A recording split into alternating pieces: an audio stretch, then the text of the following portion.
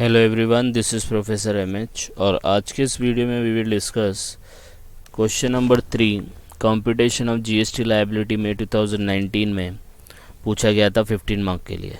अभी आप बोलेंगे सर क्वेश्चन नंबर 2 में भी कंप्यूटेशन ऑफ जीएसटी लायबिलिटी ही था, ये जीएसटी लायबिलिटी ही सब क्वेश्चन आता है। यस, मोस्टली यही क्वेश्चन आते हैं, लेकिन ये जो चैप्टर है वो है आईटीसी इनपुट टैक्स क्रेडिट का। ठीक है, अब ये इनपुट टैक्स क्रेडिट का जो चैप्टर है ये पूरा रिवाइज करूँगा मैं इसी क्वेश्चन के थ्रू। तो जैसे जैसे क्वेश्चन आएंगे तो उसका जो प्रोविज़न है, उसका जो चैप्टर है, उसका भी रिवीजन होगा। ऐसा नहीं है कि सर एक ही क्वेश्चन है तो उसी क्वेश्चन को एकदम स्पेसिफिकली रखेंगे, नहीं, पूरा जो चैप्टर किस बारे में बताया गया है कि अगर ये आईटीसी का है तो आईटीसी का पूरा रूल्स एंड रेगुलेशन बता के फिर हम लोग ये क्वेश्चन सॉल्व करेंगे। तो इससे रिलेटेड और कोई भी क्वेश्चन आएगा तो वो भी क्लियर हो जाएगा। बाकी सब का भी लिंक मैंने डिस्क्रिप्शन में दे दिया है। पूरे 2 बोर्ड के पेपर है, 2018 के और 2019 के, वहाँ रेफ़र करके आप अपना कॉन्सेप्ट क्लियर कर सकते हैं। तो let's start with the question. Question दिया है कि tech private limited is registered in Maharashtra. अब इसमें देखो ये महाराष्ट्र आया है, ये स्टेट याद रखना है। जब आईटीसी का क्वेश्चन आएगा ना इनपुट टैक्स क्रेडिट, अब बोलेंगे सर ये इनपुट टैक्स क्रेडिट होता क्या है, तो ये मैं आपको एक्सप्लेन करूँगा क्वेश्चन के through. It provide the following information for the month of January 2013 का डिटेल दिया है। क्या डिटेल दिया है? Calculate the tax liability for the month of January, opening balance in electronic credit ledger. देखो ये क्रेडिट लेजर है, नया चीज़ है। As on as follows, SGST 27,640, CGST 8370 और 86,000। फिर आपको दिया है ट्रांजैक्शन ड्यूरिंग द मंथ। पहला avail services, purchase goods, provided services. फिर दिया है सोल्ड गुड्स। ये 15 मार्क के लिए दिया है। सिर्फ 4 से 5 सेंटेंस दिया है, एक ये सेंटेंस दिया है और ये 4 पॉइंट दिया है 15 मार्क के लिए। इसका मतलब अगर इसका बाइफिकेशन देखें तो हर एक पॉइंट पे 3 मार्क्स मिल सकता है आपको। अब इसको कैसे सॉल्व करना है, अब मैं आपको एक्सप्लेन करूँगा what is input tax credit. Input tax credit देखो नाम से ही पता चल रहा है, पूरा एक्सप्लेनेशन हो रहा है चैप्टर का, ध्यान से। तो इनपुट मतलब आप बिजनेस में कुछ इनपुट लगाते हो। इनपुट मतलब कुछ लगाया, लाइक रॉ मटेरियल। तो इनपुट का मतलब होता है परचेजेस। क्या होता है? परचेजेस, क्योंकि इनपुट आप लगाओगे जब भी तो आउटपुट होगा ना, तो आउटपुट का मतलब सेल्स होता है। तो आईटीसी इनपुट जो आपने बिजनेस में लगाया तो उसको आपने परचेज किया होगा। परचेज किया होगा तो उसके ऊपर आपने टैक्स भरा होगा कि नहीं भरा होगा। अब वो टैक्स जो आपने भरा है तो उसका आपको क्या चाहिए? बेनिफिट चाहिए। क्या चाहिए? बेनिफिट। और उस बेनिफिट को हम लोग क्या बोलते हैं? इनपुट टैक्स क्रेडिट बोलते हैं। आई बात समझ में? फिर एक बार एक्सप्लेनेशन दे देता हूँ तो आपको समझ में आ जाएगा। इनपुट टैक्स क्रेडिट, इनपुट मतलब बिजनेस में इनपुट लगाना, मतलब रॉ मटेरियल, लेबर, ये सब। अब उसको आप रॉ मटेरियल को लगा रहे हो तो उसको परचेज़ किया होगा। परचेज़ किया होगा तो परचेज़ पे आपने टैक्स भरा होगा। टैक्स भरा होगा तो उसके का बेनिफिट आपको चाहिए, उस बेनिफिट को हम लोग इनपुट टैक्स क्रेडिट बोलते हैं।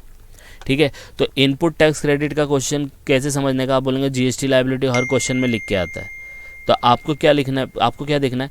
ये opening balance in electronic ledgers दिया होगा, 5% जीएसटी रेट्स दिए होंगे, तो समझ जाना हर एक ट्रांजेक्शन का रेट दिया होगा तो आपका इनपुट टैक्स का सम है। अब बोलेंगे सर प्रीवियस क्वेश्चन में भी ऐसे ही था। प्रीवियस क्वेश्चन अगर आप देखोगे ना तो ये देखो, ये रहा जो हम लोग ने किया था।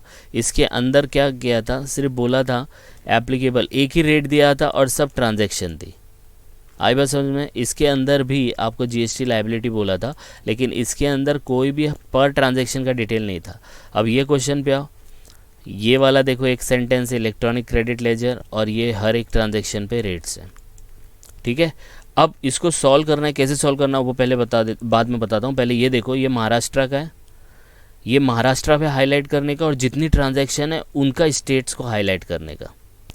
कभी कभी सिटी के नाम आते हैं, क्योंकि ये टाइम का जो TY BCom का पेपर आया उसमें थोड़ा ट्रिकी दे दिया, स्टेट का नाम नहीं देते हुए सिर्फ सिटी का नाम दिया, तो वो आपको क्लियर करना है। तो उसका भी लिंक मैं डिस्क्रिप्शन में दे दूंगा, जिसको आप उसको देख के, हो सकता है इसी टाइप का क्वेश्चन MCOM में भी पूछ ले। तो ये स्टेट्स को आपको हाईलाइट करना है। तो ये हो गया हाईलाइट। अब याद रखना, अगर सेम स्टेट में है, याद रखना सेम स्टेट में है तो जीएसटी जो कैलकुलेट होगा ना, जैसे 5% है सेम स्टेट में, तो 2.5 सी और एस होता है। और अगर डिफरेंट स्टेट में, जैसे ये गुजरात में है, तो सीधा 28% निकालने का। आई बात समझ में? जैसे ये महाराष्ट्र है, सेम स्टेट है, तो 12 का कितना कितना हो जाएगा, 6% हो जाएगा। और अगर अलग स्टेट में, जैसे तमिलनाडु और महाराष्ट्र अलग स्टेट में आ गए, तो 18 का 18% निकाल के रखना है साइड में। अब कैसे सॉल्व करना है, लेट्स टेक द क्वेश्चन। अब हम लोग जाते हैं क्वेश्चन की तरफ। तो सबसे पहले आपका फेवरेट वही लिखना है कि भाई कौन सी पार्टी है in the state of Maharashtra. ये याद रखना है, महाराष्ट्र लिखना ज़रूरी है, क्योंकि इससे पता चलेगा ये आपको एक बार अमाउंट निकालना है कि 2 बार। फिर क्या करना है, आपको लिखना है computation of net tax liability for the month of Jain. और फिर आपको क्या करना है, पर्टिकुलर लिखना है। अब इसमें 3 कॉलम बनाने हैं। अब बोलेंगे सर 3 कॉलम क्यों? क्योंकि देखो ना, यहाँ पे 3 ओपनिंग दिए तो 3 कॉलम बनेंगे। तो in case of ITC prepare 3 columns only. 3 column बनाना ज़रूरी है, ठीक है। अब इसका फॉर्मेट कैसे याद रखना है, इसको फॉर्मेट का एकदम सिंपल है, टैक्स ऑन सेल्स, ये पहला पार्ट याद रखने का। आई बात समझ में? और फिर दूसरा पार्ट लिखने का टैक्स ऑन परचेजेस। आई बात समझ में? यस और नो? ये समझा? जिसको हम लोग आउटवर्ड बोलते हैं सेल्स को, और इनवर्ड बोलते हैं परचेज को। ओके। अब ये जो 4 ट्रांजैक्शन दिए हैं, ये चारों ट्रांजैक्शन में चेक करो सेल्स कितने और परचेज कितने। तो क्योंकि टैक्स ऑन सेल्स बोला है, टैक्स ऑन परचेज बोला है, तो टैक्स ऑन सेल देखो, अवेल्ड सर्विसेज।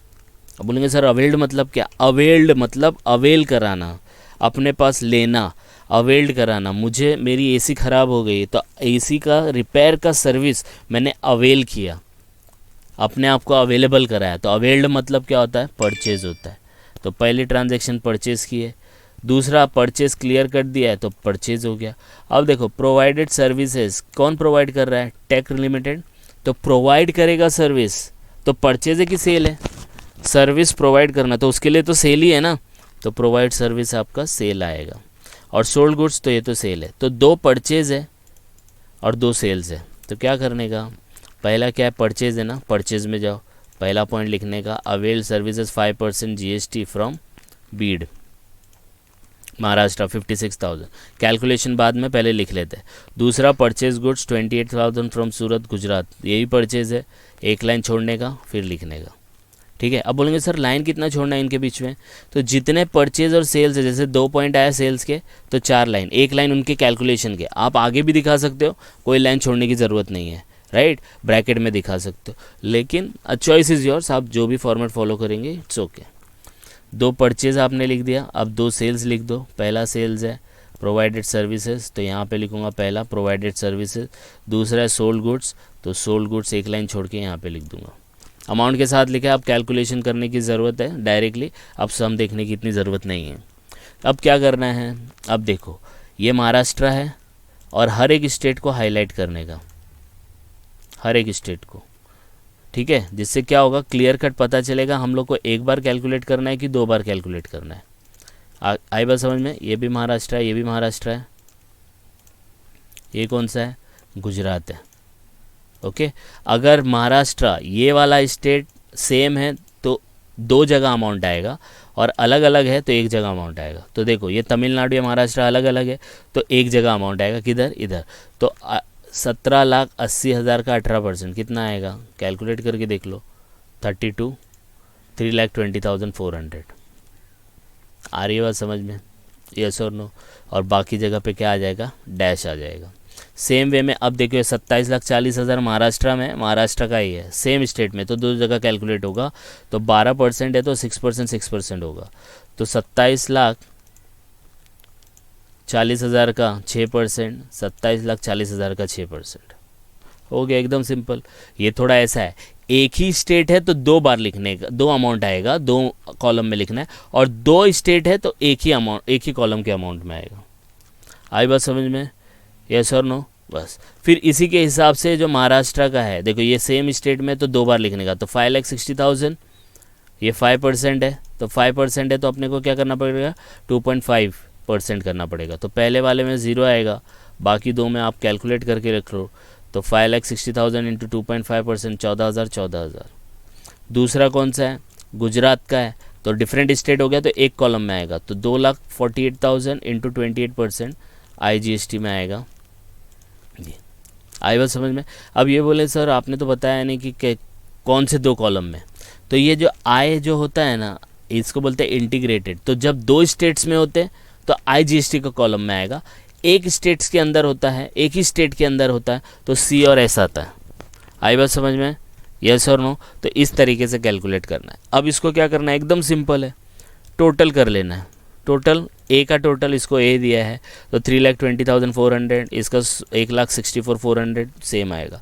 इसी तरीके से बी का टोटल कर लेना है, आ गया बी का टोटल। आई बात समझ में। अब कुछ भी नहीं करना है, ये जो ए कॉलम आया ना इसको हाईलाइट करता हूँ, और ये जो बी कॉलम आया है ना इसको हाईलाइट करता हूँ। ए में से बी माइनस कर दो तो 3,20,400 में से माइनस करेंगे तो आंसर आएगा कुछ इस तरीके से। 1,64,400 में से 14,000 माइनस करेंगे तो आंसर आएगा कुछ इस तरीके से। इसमें से भी सेम करेंगे तो सेम अमाउंट आएगा। हो गया क्वेश्चन, ठीक है। अभी हुआ नहीं है, 12 मार्क मिल गया आपको, यस और नो। अब क्या करने का, देखने का पूरा क्वेश्चन। तो पूरा क्वेश्चन कर लिया, सिर्फ ये ओपनिंग नहीं लिखा है। अब बोलेंगे सर ये क्या चीज़ है, इलेक्ट्रॉनिक क्रेडिट लेजर। तो इलेक्ट्रॉनिक लेजर जो होता है ये क्रेडिट लेजर है एक्चुअल में। क्रेडिट लेजर मतलब जो भी आपने इनपुट टैक्स क्रेडिट लिया ना वो एक अकाउंट में जमा होता रहता है, उस अकाउंट को इलेक्ट्रॉनिक क्रेडिट लेजर बोलते हैं। तो ये ओपनिंग बैलेंस है, मतलब लास्ट टाइम का अभी तक यूज़ नहीं किया, उसका बेनिफिट नहीं लिया, तो ये मंथ में ले लेंगे। तो आपको पता है कि क्रेडिट जो होता है किस पे होता है, परचेज पे होता है। और परचेज की रूलिंग क्या है, माइनस होना। देखो परचेज दिया है ना बी है तो माइनस हो रहा है, तो ओपनिंग को भी क्या करने का, माइनस करने का। ओपनिंग बैलेंस इन ई क्रेडिट लेजर कितना कितना अमाउंट दिया, आय का 86,000, 8,370, 27,640, ये तीनों कॉलम इधर लिख देने का और माइनस कर देने का। अब माइनस करेंगे तो आंसर आएगा 1,64,960, ये माइनस करेंगे तो आंसर आएगा 1,42,030 और लास्ट वन 1,22,760। इसको लिखने का नेट टैक्स लायबिलिटी, ठीक है। वैसे ये नेट टैक्स लायबिलिटी नहीं आएगा, हाँ नेट टैक्स लायबिलिटी आएगा क्योंकि आपने परचेज माइनस कर दिया है। ओके, तो ये आपका पूरा कॉन्सेप्ट हो गया, पूरा 15 मार्क मिल गया। अब इसमें और 2 मिनट के लिए मैं कुछ ऐड करना चाहता हूँ, क्योंकि उससे रिलेटेड अगर कुछ आया तो आप उसको सॉल्व कर सकते हो। ये जो आपने परचेज माइनस किया ना, अवेल्ड सर्विस, परचेज गुड्स, ये सब ये चीज़ें आप तभी माइनस कर सकते हो, या ये चीज़ें आपको माइनस करने नहीं मिलेगी अगर, यहाँ पे कंडीशन बताया, देखो स्क्रीन पे देखो, हाईलाइट करता हूँ ब्लू से, ठीक है। कंडीशन इन एलिजिबिलिटी, ये जो परचेज पार्ट है ये अलाउड नहीं होगा माइनस करने के लिए। बी पार्ट आपको माइनस करने नहीं मिलेगा अगर supply used for other than business, not used, यहाँ पे नॉट है, not used for business, business के लिए यूज़ नहीं किया, इनवॉइस और डॉक्यूमेंट नहीं मिला। आई बात समझ में, उसी जिसका गुड्स आपने परचेज किया उसका इनवॉइस ही नहीं है या और डॉक्यूमेंट नहीं है। तीसरा, रिसिप्ट ऑफ सप्लाई, आपने परचेज तो किया लेकिन वो गुड्स आपको मिला ही नहीं, ठीक है। ऑर्डर दे दिया लेकिन मिला नहीं, तो मिलना भी ज़रूरी है, तभी आप उसका आईटीसी ले सकते हो, तभी आप वो माइनस कर सकते हो। फिर नेक्स्ट, टैक्स चार्ज एक्चुअली पे टू द गवर्नमेंट, तो आपने पैसा दिया ना सामने वाले को, सप्लायर को दिया कि नहीं दिया, परचेज किया तो दिया होगा, तो वो टैक्स गवर्नमेंट को भरना चाहिए तभी आपको आईटीसी मिलेगा। उसने भरा नहीं तो आपको कैसे आईटीसी मिल जाएगा, कैसे क्रेडिट मिलेगा, कैसे बेनिफिट मिलेगा। और लास्ट वन, रिटर्न फाइल करना चाहिए तभी आपको इसका बेनिफिट मिलेगा। रिटर्न फाइल नहीं किया, ये इनकम टैक्स का रिटर्न नहीं है, ये जीएसटी का रिटर्न है, ये that is different from income tax, हाँ ये याद रखना। ये 5 सिचुएशन अगर हुई, ये कंडीशन सेटिस्फाई नहीं हुई तो आप परचेज में उसको माइनस नहीं कर सकते। अब बोलेंगे सेल, नहीं ये सेल से नहीं है, परचेज से रिलेटेड है, क्योंकि चैप्टर का नाम जो है वो है इनपुट टैक्स क्रेडिट, इनपुट मतलब परचेज, तो ये जो भी कंडीशन है परचेज की है, परचेज माइनस तभी करने को मिलेगा जब ये कंडीशन सेटिस्फाई होगी। आई बात समझ में। एक और लास्ट पॉइंट जिससे अपना पूरा चैप्टर कवर हो जाएगा, रिवीजन भी हो जाएगा और बोर्ड का क्वेश्चन भी सॉल्व हो जाएगा। दूसरा, कभी कभी ये जो नेट टैक्स लायबिलिटी है ना, ये हाईलाइट करता हूँ इसको ग्रीन से, ये कभी कभी माइनस में आता कोई कॉलम, जैसे ये माइनस में आया, तो अगर ये माइनस में आया ना तो इसको हम लोग क्रेडिट बोलते हैं। How to adjust credit, minus का जो अमाउंट आता है कैसे एडजस्ट करने का, तो पहले मैं लिख देता हूँ फिर आपको बताता हूँ। तो आईटीसी जो माइनस में आया, अगर वो आईजीएसटी का है, इस कॉलम का है, तो सबसे पहला आईजीएसटी को पे करो, फिर दूसरा सी और एस को कोई भी ऑर्डर में कर सकते हो।